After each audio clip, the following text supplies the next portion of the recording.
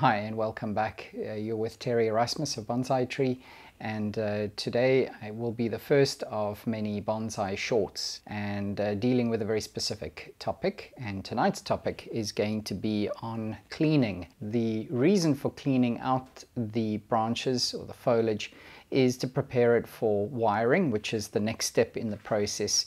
Usually you would do this before you're about to wire a tree, but not necessarily always.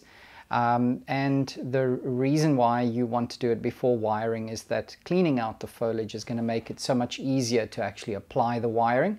So wiring will go a lot quicker, and but cleaning out the foliage is also going to be important to contributing to the structure, or essentially laying the structure down of those branches. Cleaning the foliage essentially refers to removing unwanted foliage, foliage that is going to be superfluous to the foliage pad itself. We can do this in one of two ways, or perhaps a combination of both.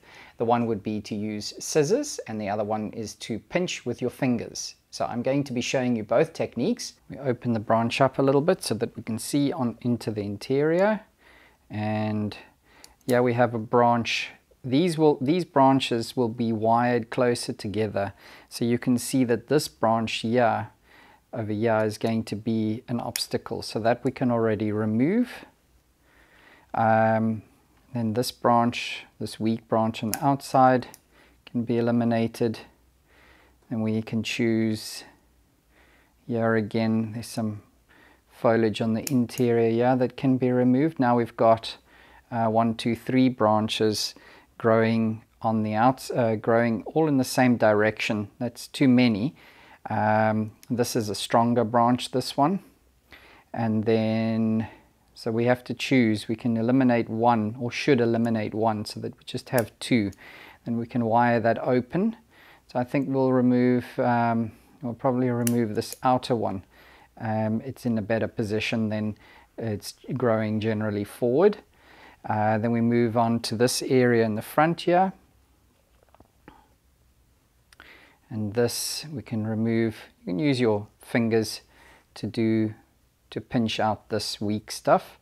It's dying, because it's not getting enough sun, and this is another reason why you need to, just as a maintenance, even if you're not wiring, you need to perform this work just for maintenance purposes, to stimulate, or not stimulate, but because you're not really going to get back budding on a hinoki, but you do need to keep that foliage alive and healthy, and you do that by making sure that it gets enough sun.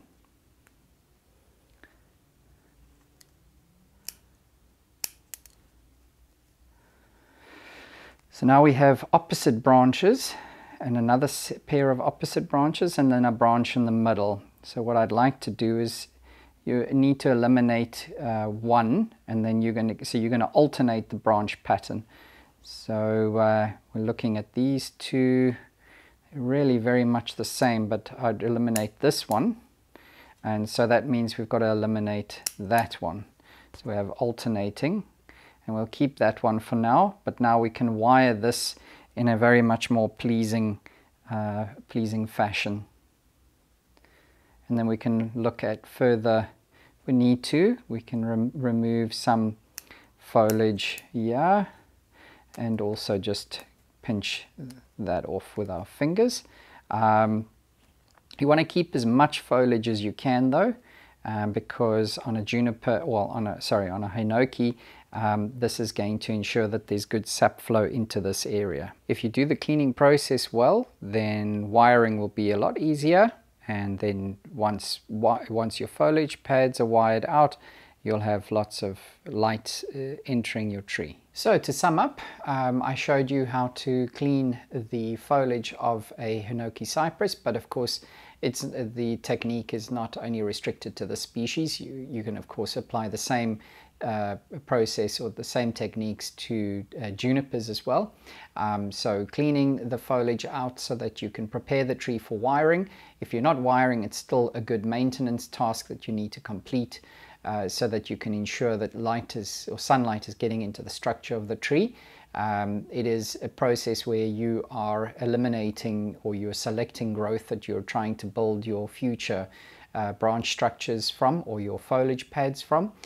So you're looking at spacing between the branches strategically, so that you are allowing sufficient space for those foliage pads to develop into, whilst also making sure that the vigor, the health of the foliage is maintained by providing sufficient sun to enter, or making sure that sufficient sunlight is entering into those foliage pads. So I hope you've enjoyed this bonsai short. If you haven't subscribed yet, please do so. Until next time, take care, goodbye.